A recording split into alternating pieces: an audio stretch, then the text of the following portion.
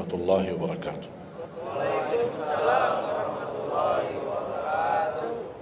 Yauma yafirrul mar'u min akhi. Di hari itu kakak adik melarikan dirinya dari saudaranya. Wa ummihi wa abi, melarikan diri pada bapaknya dan ibunya. Biasanya kalau kita ketemu orang tua kita senang bertemu, mohon doanya, apalagi yang orang-orang yang tinggi berbakti baik sama orang tuanya. Kalau di hari kiamat mau sendiri-sendiri. Jangan kita yang melarikan diri sendiri. Para nabi dan rasul semuanya doanya salim salim, ya Allah selamatkan, ya Allah selamatkan. Ini nabi, kira-kira kita gimana? Yauma yafirrul mar'u min akhihi wa ummihi wa abihi wa sahibatihi wa bani. Sampai dari istrinya pun dia melarikan diri. Mohon maaf, sendiri-sendiri. Saya tidak bisa tolong kamu. Jangankan kita sama istri kita atau sama anak-anak kita. Rasulullah sallallahu alaihi wasallam pernah berkata sama Siti Fatimah, anaknya Nabi Muhammad, "Ittaqillah fa inni wallahi la ughni anki min Allahi syai'a." Hei anakku Fatimah, bertakwalah kepada Allah, karena aku tidak bisa membantu kamu nanti di kemudian hari. Sendiri-sendiri. Salim salim, selamatkan ya Allah. Ini kesempatan. Sebelum kita menjadi na'udzubillah salah alamat daripada ke surga menjadi ke neraka, kita sekarang perbaiki kemana arahan kita, kemana jalan kita. Kita yang milih, tidak ada yang memaksa. Taat, Allah hanya menyuruh kita taat, tapi Allah tidak pernah maksa. Kira-kira kalau tidak salat dapat pukulan? Dapat pukulan? Ada yang memukul kita? Ada yang melemparkan kita dalam batu sampai bata kepala kita? Ada? Tidak ada. Taat, Allah menyuruh taat, tapi Allah tidak pernah maksa. Sama juga syaitan, menyuruh kita dosa maksiat, tapi syaitan tidak pernah maksa kita. Sebagaimana ayat tadi dibacakan, ayat surah Ibrahim ayat 22, syaitan berkata, aku tidak punya kuasa di atas kalian, tapi aku hanya menyuruh kalian terlalu cepat taati. Kata syaitan, terlalu cepat respon, aku hanya menyuruh. Da'autukum fastajabtum li. Makanya sekarang jangan melialahkan, saya tidak bisa bantu kalian dan kalian pun tidak bisa bantu aku. Kita dua-duanya dijerumuskan dalam neraka, na'udzubillah min dzalik. Oleh karena itu, jemaah sekalian, kesempatan, mumpun masih kita umur, masih punya kesehatan, manfaatkan. Karena akan datang satu saat, sekarang bukan masalah umur, masalah sehat. Tiba-tiba bisa sakit, virus di mana-mana. Kemarin saya punya saudara saya baik-baik aja, tidur bangun sakit, sampai matanya, mukanya macam sakit. Tiba-tiba dah bisa berbicara baik-baik, dah bisa baca Al-Quran dengan baik, dah bisa salat dengan baik. Ini kan mengganggu. Makanya Rasul mengingatkan, ketika anda sehat dan masih punya umur, jangan sia-siakan, karena akan datang satu saat anda tidak sehat dan tidak bisa maksimal ibadah. Selama anda masih bisa dan mampu maksimal ibadah, manfaatkan, jangan dirugikan. Akan datang satu saat anda tidak bisa. Saat anda berdiri, manfaatkan salatmu saat berdiri. Besok akan datang satu saat anda tidak bisa berdiri. Bahkan ada orang yang ingin sekali sujud, tapi dia bisa karena sakit lutut. Dia tidak bisa lipatkan kakinya, tidak bisa sujud. Betapa banyak orang yang merugi ketika dia sehat, dia tidak memanfaatkan dan menikmati ibadahnya. Yang kedua, doa azan. Setiap hari kita mendengar azan 5 kali. Sayang sekali banyak yang sibuk dengan handphonenya. Azan ini panggilan Allah.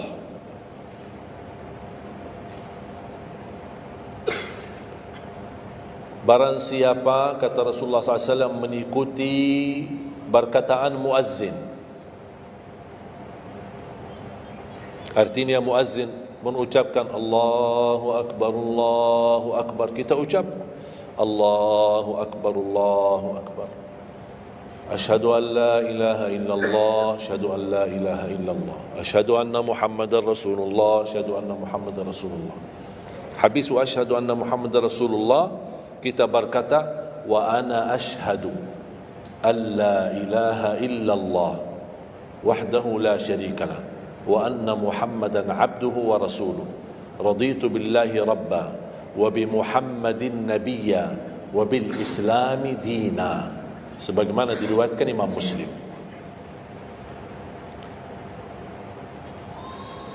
Hayya 'alas salah, kita jawab la haula wala quwwata illa billah. Apa hikmahnya di sini la haula wala quwwata illa billah? Ya Allah, kami tidak punya daya dan kekuatan untuk menghadiri panggilan-Mu kecuali dengan pertolongan-Mu ya Allah. Karena hayya 'alas salah butuh gerak. Bergerak, datang. Hayya 'alas salah, panggilan, hey, mari salat.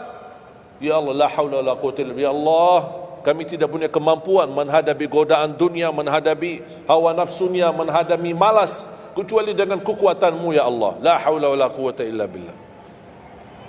Meraih kemenangan, meraih kemuliaan, hayya 'alal falah. Ya Allah, kami tidak mampu meraih kemuliaan itu kecuali dengan kekuatan dan izin-Mu ya Allah.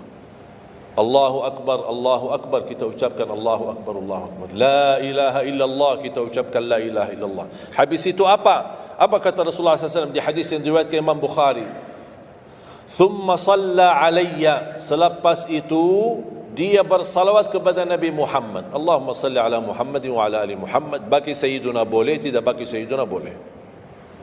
Selepas itu doa, Allahumma rabb hadhihi ad-da'wati at-tammah was-salati al-qa'imah ati Muhammadan al-wasilata wal-fadilah wab'athhu maqaman mahmudan alladhi wa'adta.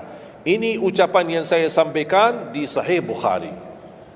Ada riwayat-riwayat yang lain, Allahumma rabb hadhihi ad-da'wati at-tammah was-salati al-qa'imah ati sayyidina Muhammadan al-wasilata wal-fadilata wad-darajata al-'aliyata ar-rafi'ata min al-jannah wab'athhu maqaman mahmudan alladhi wa'adta innaka la tukhliful mi'ad.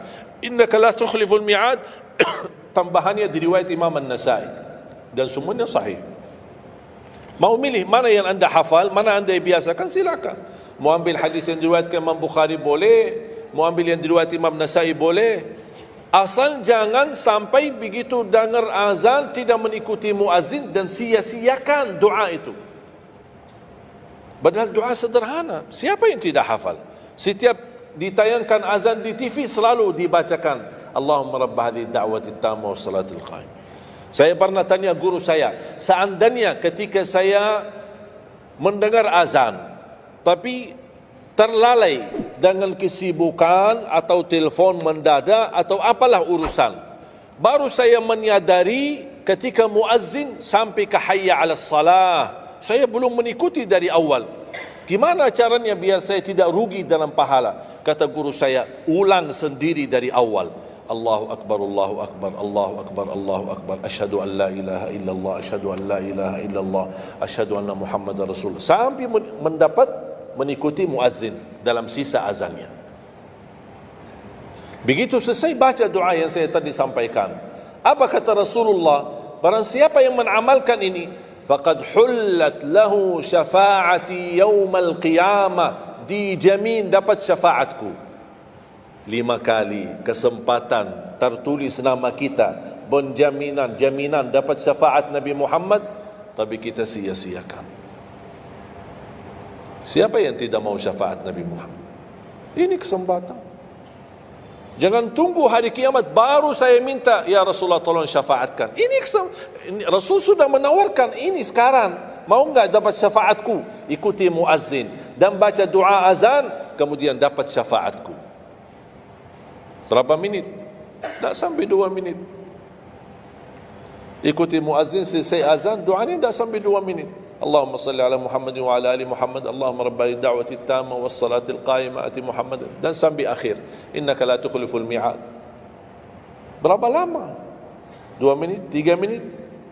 Tak apa-apa, 5 minit. Tapi dapat jaminan syafaat Nabi Muhammad. Hanya waktunya cuma 5 minit. Kira-kira siap? Mulai hari ini? Menurut saya, yang saya sampaikan wallahi sederhana, sangat sederhana, tapi butuh perhatian aja, butuh perhatian. Yang ketiga, jangan tinggalkan sunnah qabliyah subuh. Walaupun anda malas menjaga sunnah qabliyah ba'diyah. Kalau anda merasa diri malas, banyak kan ada sunnah qabliyah ba'diyah. Kan ada sunnah qabliyah zuhur, ba'diyah zuhur, ada qabliyah ba'diyah maghrib, ba'diyah isya, qabliyah subuh. Kalau anda merasa malas melaksanakan sunnah-sunnah, minimal jangan tinggalkan sunnah subuh. Pahalanya lebih besar daripada dunia dan seisinya.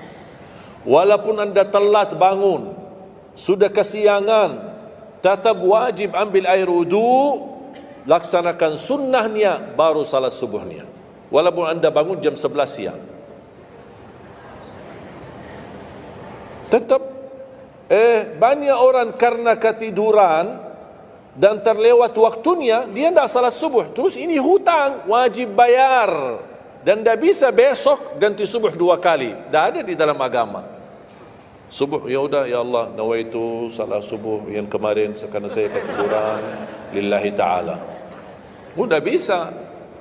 Apa kata ini? Bukan, mohon maaf, ini bukan kata saya supaya orang jangan ini pendapat baru. Bukan kata saya, tapi kata Rasulullah SAW. Bukan kata Majlis Ulama Indonesia, bukan kata saya, bukan kata siapa-siapa. Kata Rasulullah sallallahu alaihi wasallam di hadis yang sahih, "Man nama an salatin aw nasiyaha falyusalliha mata dzakaraha, la kaffarata laha illa dzalik." Ya Allah, terima kasih ya Rasulullah. Sepertinya Rasul sudah diberitahu umatnya bakal ketiduran banyak dari salat. Makanya sudah diberikan solusi. Seandainya ketiduran, ini juga kata Rasulullah, man nama an salatin, silahkan nanti anda pas pulang buka di Google, biar lihat sanad hadisnya ini. Oh, Syekh Ali kau bawain hadis yang dah benar. Silahkan. Tahu, kenal enggak Syekh Google? Syekh Google kenal? InsyaAllah semua ilmu dia tahu. Tinggal masukin aja. Barang siapa yang ketiduran dari salat, hadis. Terus klik, dia keluar. Semua dasarnya apa dijelaskan. Semua. Mu bahasa Arab ada, mu bahasa Indonesia ada, mu bahasa Inggris pun ada. Syekh Google hebat. Man nama an salatin aw nasiyaha falyusalliha mata dzakaraha, la kafarata lahu illa dzalik. Barang siapa yang ketiduran, coba ketiduran. Tidur menurut ulama dianggap uzur. Pernah istri saya ketika saya keluar kota, dia hubungi dan dia bangun kesiangan, kira-kira jam 8. Dia telefon dan nangis. Kenapa nangis? Sakit? Enggak, ketiduran tadi subuh. Ya udah, ambil air wudu, salat subuh. Rasulullah aja pernah ketiduran dari salat subuh. Yang tidak boleh, jangan terlalu sering. Kalau sekali-kali karena sakit, terlalu lelah, capek, Allah maklumlah kita manusia lemah. Tapi jangan setiap hari ketiduran. Ya Allah, maaf ketiduran ya. Kira-kira di jam kantor, kalau setiap hari kita telat, alasannya, ya maaf bos, ketiduran. Besok lagi alasan yang sama, maaf ketiduran. Besok lagi alasan yang sama. Kira-kira gimana? Dipecat enggak? Dipecat. Malu kita, sama manusia aja tidak berani kita dengan alasan yang sama, kita selalu itu aja. Masa sama Allah kita berani? Sekali-kali boleh uzur. Capek, sakit, sekali-kali, tapi jangan terlalu sering. Ketika kita bangun, jam berapapun, wajib laksanakan. Karena kata Rasulullah, tidak ada kafara yang lain. Tidak ada kata ganti dengan uang, atau ganti dengan sedekah, atau ganti dengan, tidak bisa. Tunaikan.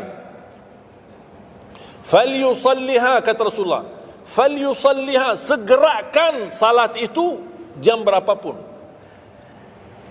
walaupun kesiangan.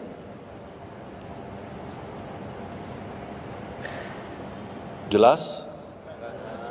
Seringnya ketiduran ya? Usur. Saya juga berapa kali ketiduran. Bukan berarti saya tidak pernah ketiduran, berapa kali. Bisa ada orang habis tahajud, terlalu lelah, capek, dia mau hanya istirahat saja di atas sajadahnya. Pas bangun sudah jam 7. Padahal Masya Allah tahajud. Semangatnya tahajud tapi ketiduran salat subuh. Makanya ini harus disesuaikan kemampuan. Anda merasa diri kalau salat tahajud 8 rakaat, bangun jam 2, ya Allah kuat, tidak kuat ini. Kembali kepada kemampuan. Tahajud tidak harus 8 rakaat. Tahajud tidak harus 20. 2 rakaat, tutup witir sudah tahajud.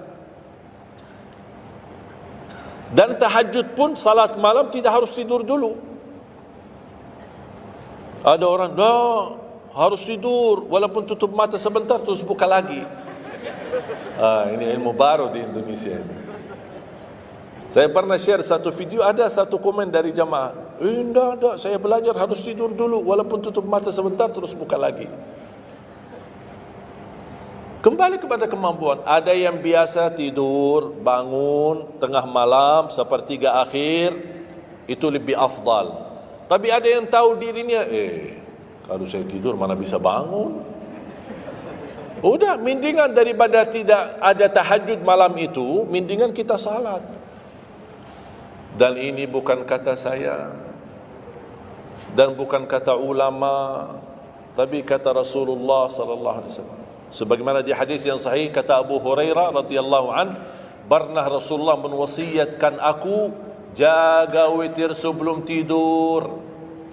Berarti Rasul mengizinkan kita melaksanakan ibadah salat malam, di antaranya witir sebelum tidur.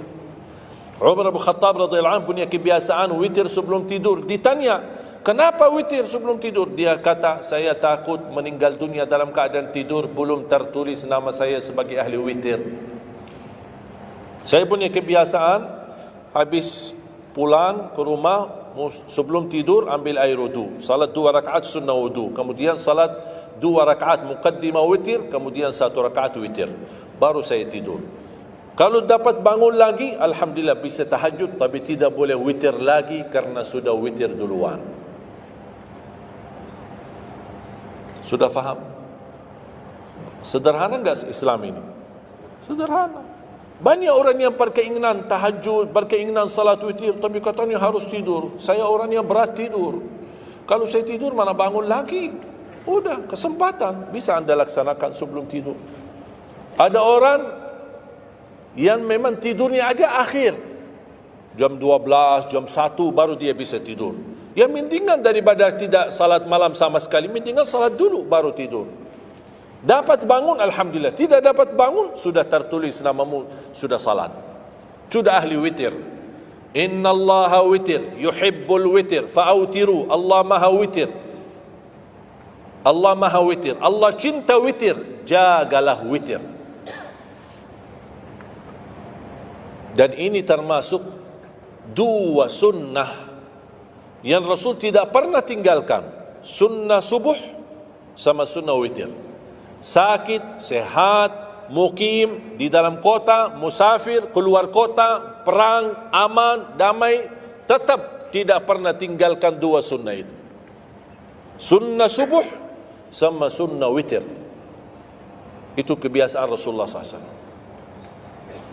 Kalau anda merasa pun sakit, tidak bisa berdiri, tidak bisa qiyam, bisa anda laksanakan witir dalam kondisi duduk.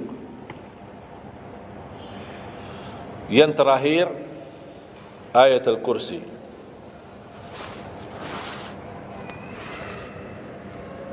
Jangan tinggalkan ayat Al-Kursi lepas salat.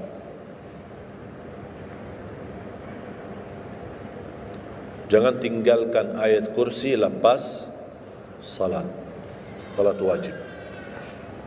Sama ketika mau tidur, cuma 1 ayat, tapi tahu enggak pahalanya apa? Kan habis salat kan ada zikir-zikiran, istighfar, kemudian tasbih dan yang lain-lain. Di antaranya baca ayat kursi. Tahu enggak pahalanya apa? Ada yang pernah baca pahalanya apa? Barang siapa yang membaca ayat al-kursi setiap habis salat fardu, laisa bainahu wa bainal jannati illa an yamut. Tidak ada sesuatu yang mampu menghalanginya masuk surga kecuali menunggu mati. Cuma baca ayat kursi. Dan ketika mau tidur, lagi buru-buru, ada meeting, ada rapat, ada urusan mendadak, habis salat, astaghfirullah, astaghfirullah, astaghfirullah, Allahumma antas salam wa minkas salam, sampai selesai, langsung baca ayat kursi. Terus subhanallah itu yang lain-lain gimana? Tak apa-apa, sambil jalan. Naik motor, subhanallah, subhanallah, subhanallah, subhanallah, sambil jalan.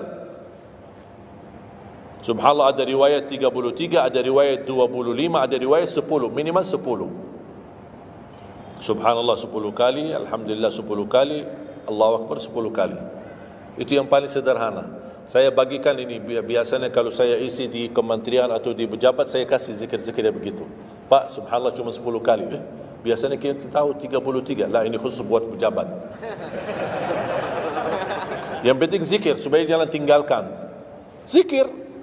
Banyak orang sibuk, mendadak ada urusan, udah zikir. Subhanallah cuma 10 kali. Subhanallah 10 kali, alhamdulillah 10 kali, Allahu Akbar 10 kali. Itu paling cepat. Subhanallah. Ternyata di dalam agama ada yang juga hemat.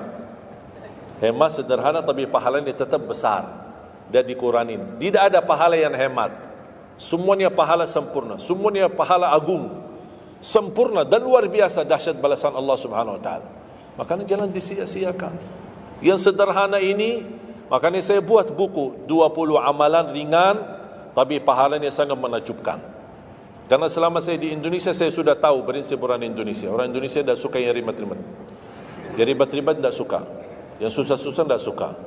Orang Indonesia mau mudah yang ingat, mudah dihafal, mudah diamalkan dan masuk surga. Itu orang Indonesia.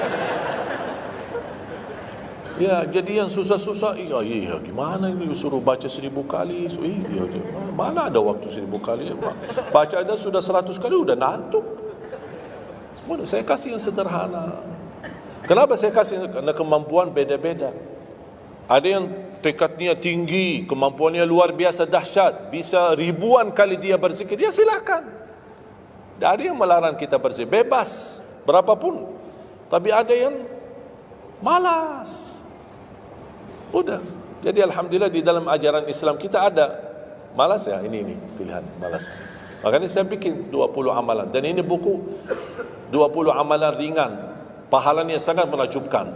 Pahalanya sangat besar walaupun amalannya ringan. Mudah, sederhana. Dan buku ini hanya laku di Indonesia, tidak laku di Arab.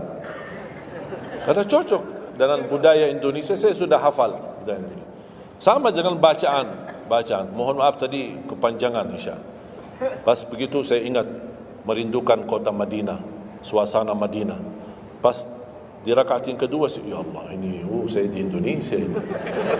Makanya saya tidak jadi panjang rakaat kedua, biar lebih cepat. Karena memang budaya ini tidak bisa panjang-panjang, lama-lama tidak bisa. Kalau kulhu bisa dibagi dua, terima kasih. Kita lihat tarawih kan salah satu contoh tarawih. Walaupun 23 rakaat jumlahnya banyak, tapi ayatnya pendek. Al-hakum qulhu, al-asr qulhu, al-humazah qulhu. Itu ya kan? Ini budaya. Kita kan hormati budaya, harus belajar.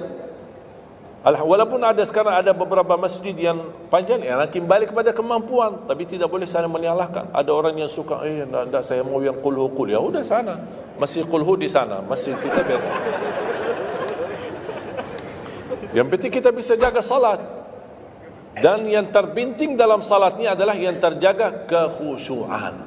Bukan masalah jumlahnya, bukan masalah kepanjangannya, tapi kekhusyuan. Tumaknina, karena tumaknina rukun dalam ibadah salat.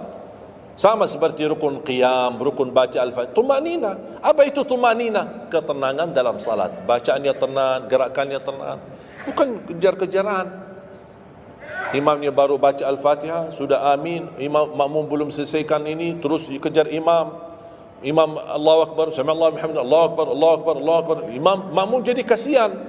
Kejar. Dia tidak bisa baca. Makmum, wallahi makmum tidak bisa baca apa-apa. Hanya fokusnya bisa kejar imam. Yang penting jangan sampai tertinggal imam. Yang saya fikirkan, kasihan yang tua-tua, bapak-bapak. Gimana yang bapak-bapak? Kalau yang muda-muda masih bisa kejar imam, terus yang bapak-bapak gimana? Setiap gerakannya batuk 10 kali. Rukuk batuk lagi, sujud batuk lagi. Karena pelan-pelan gerakannya. Saya pernah ada satu kejadian ketika masuk salah satu kampung, kita lewati, saya mampir, samping saya ada bapak, lumayan tua, gerakannya juga pelan-pelan. Yang saya kasihan, Imam Allah Akbar. Saya suka pas ketika takbir. Allah. Bismillahirrahmanirrahim. Alhamdulillahirrahmanirrahim. Astagfirullahaladzim, saya takbir. Barusan enak, takbirnya enak kok. Bacaannya kenapa enggak? Ini pelan-pelan aja. Santai aja, santai. Walaupun baca satu ayat dua enggak, bukan masalah berapa banyak bacaannya. Yang penting kekhusyuan, tumakninah, karena rukun tumakninah. Allahu Akbar, sami Allahu hamdah. Saya lihat bapak ini yang sebelah saya. Saya masih bisa kejar imam. Bapak ini enggak kejar-kejar. Imam sudah rukuk, bapa belum rukuk. Begitu imam sami Allahu hamdah, bapa nak jadi rukuk, dia ikut sami Allahu hamdah. Astaghfirullahalazim. Bas sujud, kita sudah sujud 2 kali, bapa kan pelan-pelan sambil batuk. Terus dia turun sujud.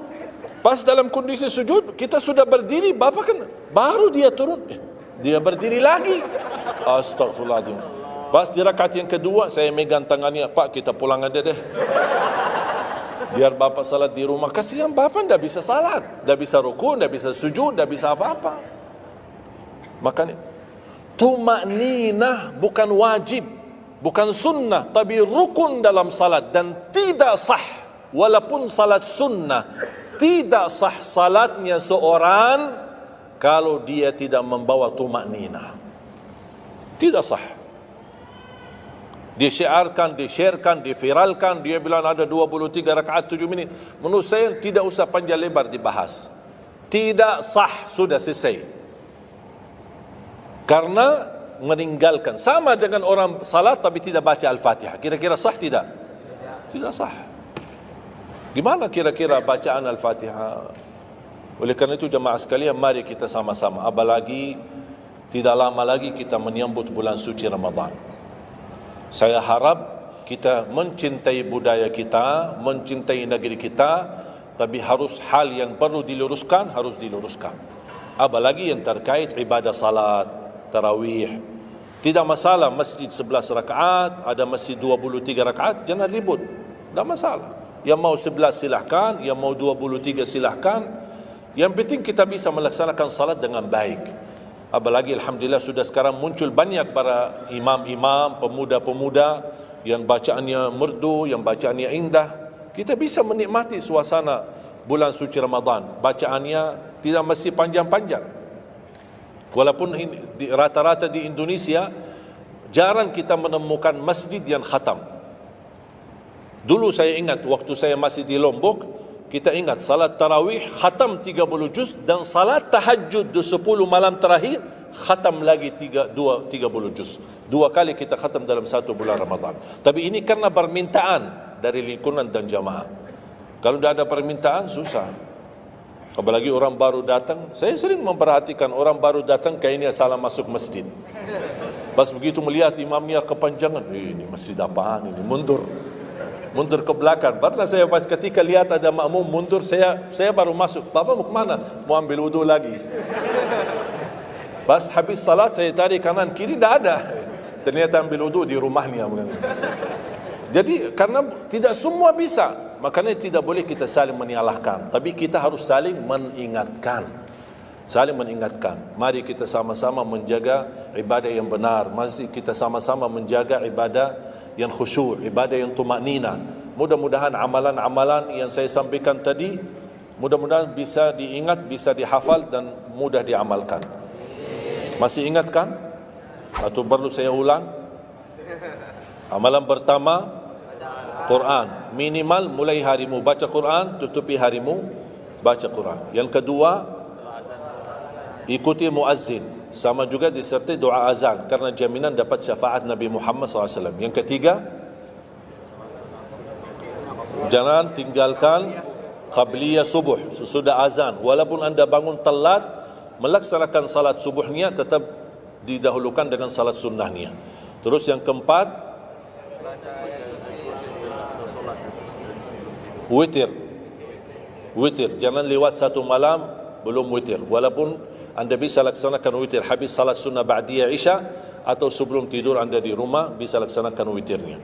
Terus yang kelima, yang keenam, ayat kursi setiap habis salat fardu. Mudah-mudahan insyaAllah amalan ini yang sederhana mudah-mudahan bisa kita jaga.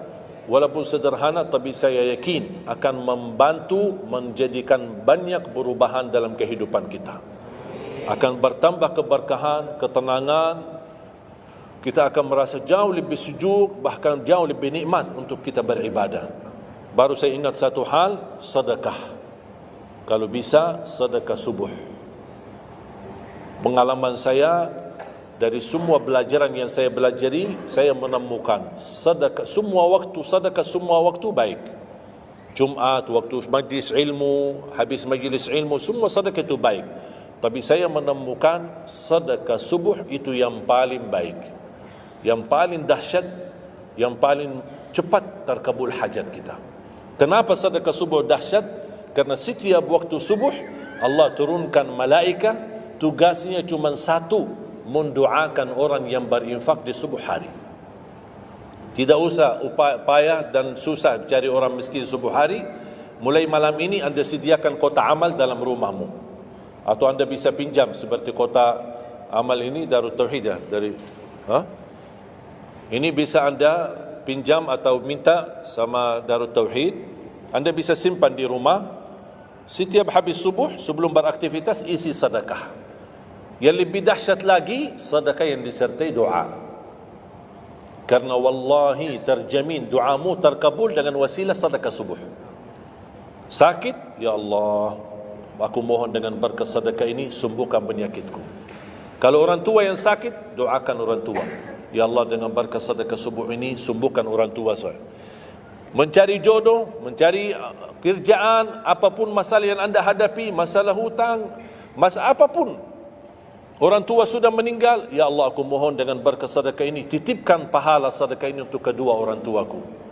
Apa saja, mau hafal Al-Quran, tapi kalau boleh saya usulkan, satu kali sedekah fokus satu hajat.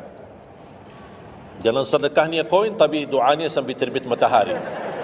Malu sama Allah. Kelamaan doa ni, sambil malaikat tulis doa ni, kelamaan. Banyak sekali doa. Satu kali doa, satu kali hajat, satu kali sedekah. Sesuaikan. Bukan Allah tidak bisa, Allah maha bisa menolong kita. Tapi kita malu, masa kita sedekah begitu saja, tapi kita minta panjang lebar. Ya, tolong disesuaikan. Tapi rutin, wallahi dahsyat. Antum insyaAllah akan merasakan sedekah subuh, subhanallah. Setiap jamaah yang saya sampaikan, termasuk ada keluarga yang sudah lama menikah, tidak punya keturunan, saya memberikan amalan ini. Suami istri masing-masing mengamalkan, isi sedekahnya, ya Allah aku mohon dengan berkat sedekah ini karunialah kepada kami keturunan. 17 tahun mereka tidak punya keturunan. Alhamdulillah 6 bulan kemudian saya dapat berita gembira dari mereka, kabar baik, alhamdulillah istrinya positif hamil. Sedekah subuh luar biasa dahsyatnya. Sedikit tapi rutin sampai insya Allah kita dipanggil oleh Allah. Mudah-mudahan